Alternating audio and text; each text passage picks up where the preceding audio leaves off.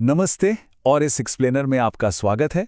आज हम एक बहुत बड़े और दिलचस्प दावे की गहराई से पड़ताल करने वाले हैं।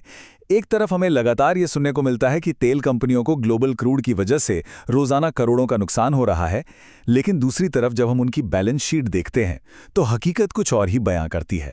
चलिए सीधे इस चौंकाने वाले आंकड़े से शुरुआत करते हैं। 2.7 लाख करोड़ रुपए। एक तरफ ये नैरेटिव था कि तेल कंपनियां भारी नुकसान में हैं और घाटा सह रही हैं, और दूसरी तरफ ये पहाड़ जैसा मुनाफा। तो सवाल ये है कि आखिर ये इतना बड़ा प्रॉफिट आया कहां से? आज के इस एक्सप्लेनर में हम इस पूरी गुत्थी को सुलझाएंगे। हम शुरुआत करेंगे महंगे तेल के उस सरकारी तर्क से जो हमें बताया जाता है। फिर हम रिफाइनिंग के उस जादुई गणित को समझेंगे। सस्ते कच्चे तेल का फायदा किससे मिला ये देखेंगे, और अंत में तेल की कीमतों का चुनाव और जनता से क्या कनेक्शन है इसे भी डिकोड करेंगे। तो सबसे पहले बात करते हैं उस कहानी की जो अक्सर न्यूज में सुनने को मिलती है, यानी महंगे तेल का आधिकारिक सच। हाल ही में पेट्रोल डीजल के दाम लगभग 4 रुपए तक बढ़ गए हैं ना। इसके पीछे जो आधिकारिक तर्क दिया गया वो ये था कि मध्य पूर्व में खासकर ईरान और इजराइल के बीच जो तनाव चल रहा है उससे कच्चा तेल काफी महंगा हो गया है। दावा तो यहां तक किया गया कि इस महंगे कच्चे तेल की वजह से ऑयल मार्केटिंग कंपनियों को शुरुआत में रोजाना 1000 करोड़ रुपए का भारी नुकसान हो रहा था, जो अब घटकर 750 करोड़ रुपए प्रतिदिन बताया जा रहा है। और इस बात को सही साबित करने के लिए ये आंकड़ा सामने रखा जाता है। मई के आसपास इंडियन बास्केट के क्रूड की कीमत $123 और 11 सेंट प्रति बैरल तक पहुंच गई थी। अब लॉजिक बड़ा सीधा सा लगता है, अगर रॉ मटेरियल महंगा होगा तो फाइनल प्रोडक्ट भी महंगा ही होगा। सुनने में यह बिल्कुल सही और जायज लगता है। लेकिन रुकिए, पूरी तस्वीर समझने के लिए हमें थोड़ा पीछे हटना होगा और रिफाइनिंग के उस जादुई गणित को समझना होगा जो असल में पर्दे के पीछे काम करता है। अब ये बहुत ही दिलचस्प बात है। कच्चे तेल के एक बैरल में करीब 159 लीटर तेल होता है, लेकिन जब इसे रिफाइन किया जाता है तो इसके वॉल्यूम का एक्सपेंशन होता है। जी हां, 159 लीटर कच्चा तेल रिफाइन होने के बाद 170 लीटर बिकने योग्य प्रोडक्ट बन जाता है। और मजे की बात यह है कि इस पूरी प्रक्रिया में एक बूंद भी बर्बाद नहीं होती। इस 170 लीटर में से 75 लीटर पेट्रोल निकलता है, 42 litre diesel, 17 litre jet fuel, और जो बचता है उससे एलपीजी, ल्यूब्रिकेंट्स या डामर बना लिया जाता है। मतलब कंपनियों के लिए ये सच में आम के आम और गुठलियों के दाम वाली बात है। हर एक बूंद मुनाफे के लिए बेची जाती है। तो फिर प्रति लीटर की कीमत कैसे तय होती है? देखिए, रिफाइनिंग कॉस्ट, ट्रांसपोर्टेशन और डीलर कमीशन, इन सबको जोड़ने के बाद आखिर में जुड़ता है रिफाइनरी मार्जिन।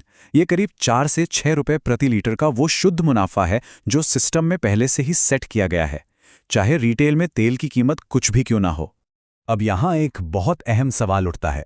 अगर कच्चा तेल महंगा होने पर कंपनियों को नुकसान होता है, तो चलिए देखते हैं कि जब कच्चा तेल एकदम सस्ता था तब क्या हुआ था।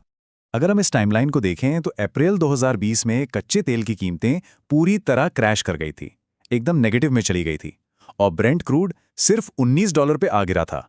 लेकिन दिसंबर 2020 आते आते, जब कच्चा तेल अभी भी काफी सस्ता ही था, तब अचानक से पंप पर कीमतें रहस्यमय तरीके से बढ़ा दी गईं। मतलब सोचिए, जब रॉ मटेरियल लगभग मुफ्त के भाव मिल रहा था तब आम जनता को कोई राहत नहीं मिली। उल्टे एक्साइज ड्यूटी को जबरदस्त तरीके से बढ़ा दिया गया। पेट्रोल पर एक्साइज ड्यूटी लगभग 32 रुपये 90 पैसे और डीजल पर 31 रुपये 80 पैसे प्रति लीटर तक कर दी गई। इससे हुआ ये कि सिस्टम के पास एक बहुत ही भारी भरकम वित्तीय कुशन तैयार हो गया। और यही वो बैकग्राउंड है जो हमें इस एक्सप्लेनर के सबसे बड़े खुलासे की तरफ ले जाता है। देश की टॉप 3 सरकारी ऑयल कंपनियों के पिछले 5 सालों के मुनाफे का असली रिपोर्ट कार्ड। अगर हम सिर्फ इंडियन ऑयल की बात करें तो मुनाफे के ये आंकड़े वाकई सिर चकरा देने वाले हैं। अकेले वित्तीय वर्ष 2025-26 में इनका मुनाफा 26,802 करोड़ रुपए तक पहुंच गया। अगर इसे हम आसान भाषा में समझें तो ये कंपनी हर एक दिन करीब 100 करोड़ रुपए का शुद्ध मुनाफा कमा रही थी। और भारत पेट्रोलियम का हाल भी कुछ ऐसा ही है। इस कंपनी ने भी अपने सबसे ताज़ा वित्तीय वर्ष में 24,000 करोड़ रुपए से ज्यादा का मुनाफा दर्ज किया है। ये कोई छोटी मोटी रकम नहीं है। और जब हम इंडियन ऑयल, भारत पेट्रोलियम और हिंदुस्तान पेट्रोलियम, इन तीनों सरकारी कंपनियों के मुनाफे को एक साथ मिलाते हैं तो पिछले 5 सालों का कुल आंकड़ा 2.7 लाख करोड़ रुपए के एक विशाल पहाड़ जैसा बन जाता है। रोजाना का औसत निकालें तो ये करीब 148 करोड़ रुपए प्रतिदिन बैठता है। अब आप ही सोचिए, रोजाना भारी वित्तीय बर्बादी वाला जो नैरेटिव हमें बताया जाता है, वो इन ठोस आंकड़ों के सामने कैसे टिक सकता है? अब इस पूरे खेल को समझने के लिए हमें तेल की कीमतों, टैक्स और चुनावों के बीच के रिश्ते को बहुत ही न्यूट्रल तरीके से समझना होगा। ये पैटर्न काफ़ी दिलचस्प है। चूंकि इन कंपनियों में सरकार की मेजॉरिटी हिस्सेदारी है, इसलिए अक्सर हम देखते हैं कि जैसे ही चुनाव करीब आते हैं, तेल की कीमतें एकदम से फ्रीज हो जाती हैं या उनमें कटौती कर दी जाती है। फिर चाहे ग्लोबल मार्केट में कच्चा तेल आसमानी क्यों ना छुरा हो, लेकिन जैसे ही चुनाव खत्म होते हैं, कीमतें तुरंत बढ़ा दी जाती हैं। यहाँ तक कि जब कभी कोई पॉलिसी इंटरवेंशन होता है, मान लीजिए एक्साइज ड्यूटी में 10 रुपए की कटौती की गई, तो डेटा साफ दिखाता है कि उसका सीधा फायदा पंप पर तेल भरवाने वाले आम उपभोक्ताओं तक कभी नहीं पहुंचा, बल्कि उस राहत को कंपनियों ने अपनी बैलेंस शीट सुधारने के लिए कॉर्पोरेट रिलीफ के तौर पर इस्तेमाल कर लिया।